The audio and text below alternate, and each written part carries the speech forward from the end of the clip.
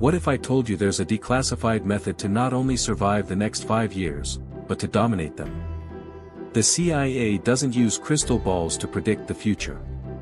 They use history. And there's one 3,200-year-old event so secret, so powerful, it's used as the ultimate training simulation for their top operatives preparing for total societal breakdown. This isn't about history class. This is about a leaked framework for building a bulletproof mind in a world that's becoming more fragile every single day. Pay attention. The event is called the Late Bronze Age Collapse. Around 1200 BC, a hyper-globalized world of powerful, interconnected empires, vanished. In less than a single generation, nearly every major city was destroyed. Trade stopped. Writing was forgotten. An entire world system, erased. Historians call it a mystery. But intelligence agencies call it a blueprint. They identified the key vulnerabilities that brought superpowers to their knees, and they reverse-engineered them into a protocol for personal power and resilience. This is that protocol. I'm going to give you 4 steps, for declassified tactics, that will recalibrate your mind and make you anti-fragile in the face of the chaos that's coming. First, you need to see your own vulnerabilities with the cold, detached clarity of a Kremlin analyst. The great empires of the Bronze Age had a fatal flaw. Their entire world was built on 2 metals, copper and tin. When the trade routes for just one of those metals were disrupted, their entire military, economy, and social structure imploded. It was a single domino that knocked down an entire civilization. In KGB training, new operatives were forced to analyze a target city and find the lineas of instability, the line of dependency. Was it a single power station? A single bridge? A single water source? They trained to see the one critical domino that, if removed, would cause cascading failure. Amateurs see strength, professionals see fragile dependencies. You need to stop looking at your life like a citizen and start looking at it like a spy. Here's the hack, the personal fragility audit. Tonight, take out a piece of paper and draw 3 columns, wealth, knowledge, and network. Under each, write down your single biggest source. Is your wealth 99% from one job? Is your knowledge 99% from one social media feed? Is your network 99% from one workplace or social circle? Be brutally honest. That single source, that's your line of dependency. That is the domino. In the Bronze Age, it was the tin shipments from modern-day Afghanistan. For you, it might be your 9-to-5 salary. Seeing it is the first step to mitigating it. Here's the micro-hack. To break your dependency on a single information source, like your phone's algorithm, perform a pattern interrupt. For the next week, every time you instinctively reach for your phone to scroll, stop. Stand up, walk to a window, and look as far into the distance as you can for 60 seconds. This physical act breaks the neurological loop and resets your focus. While you do it, smell the air. Is it raining? Can you smell cut grass? Re-engage your primal senses to override the digital ones. The second reason the Bronze Age empires fell was the arrival of a mysterious enemy known only as the Sea Peoples. They weren't a great army. They were a decentralized, fast-moving, multi-skilled confederation of raiders. They had no central capital to attack. They used tactics the big, slow, chariot-based armies couldn't counter. They were adaptable, unpredictable, and fluid. They were a nightmare for a rigid system. In a world of collapse, you don't want to be the castle. You want to be the sea.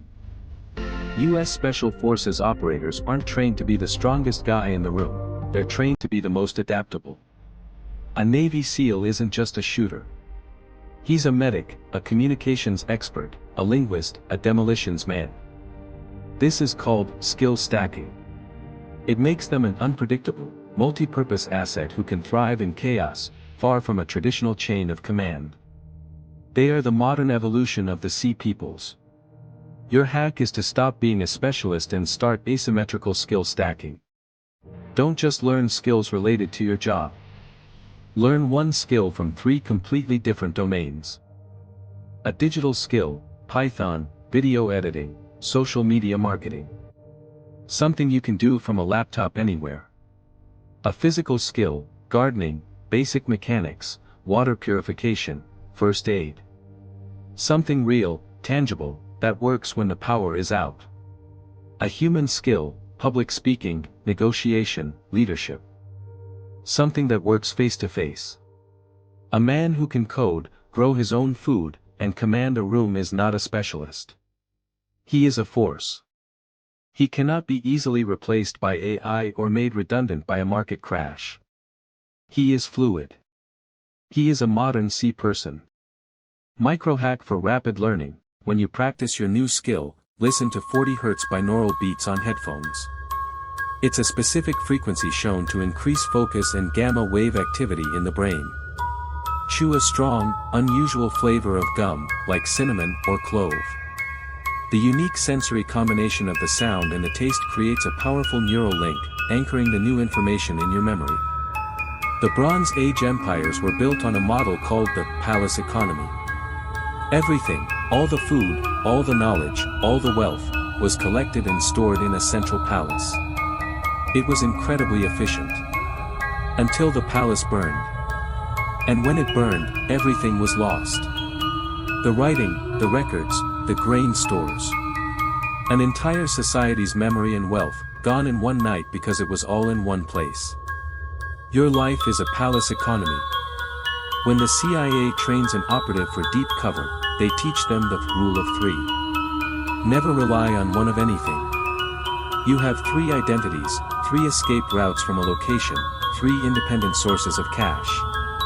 If one is compromised, the entire network doesn't collapse. They build decentralized, redundant systems. Amateurs put all their eggs in one basket. Professionals have 3 baskets and know where a 4th is buried. Your hack is the decentralization drill. You must escape your personal palace economy. Decentralize your wealth. Your job is one palace. Start a small, second income stream immediately. It doesn't have to be big. Sell something online, do some freelance work. The goal is to prove to your brain that money can come from somewhere else. Decentralize your data. Your phone and laptop are one palace. Buy a simple, encrypted USB drive. Once a month, put your most important files, photos, documents, on it and store it somewhere safe and offline. If your digital palace burns, you won't lose your history. Decentralize your network. Your current colleagues and friends are one palace. Intentionally join a group completely unrelated to your life. A hiking club, a chess tournament, a volunteer organization. Build connections in a totally different ecosystem.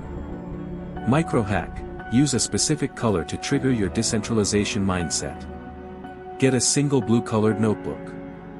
Use this notebook only for brainstorming your second income stream or planning your data backup. The specific color will act as a cognitive trigger, priming your mind for resilience thinking every time you see it. The Bronze Age didn't just collapse.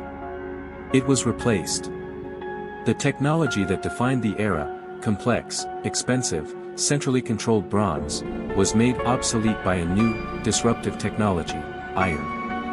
Iron was cheap, democratic, and easy to make. Anyone could have an iron weapon.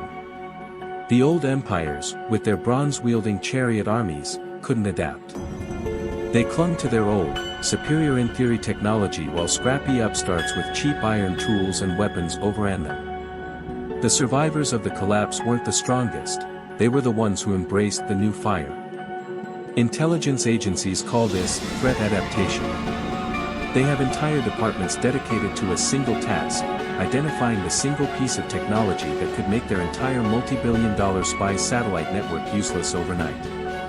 They don't just study it, they actively try to master it themselves. The Mossad didn't ignore the rise of cyber warfare. They built the best cyber warfare unit in the world. The lesson is simple. You cannot fight the new fire. You must learn to wield it before your enemy does.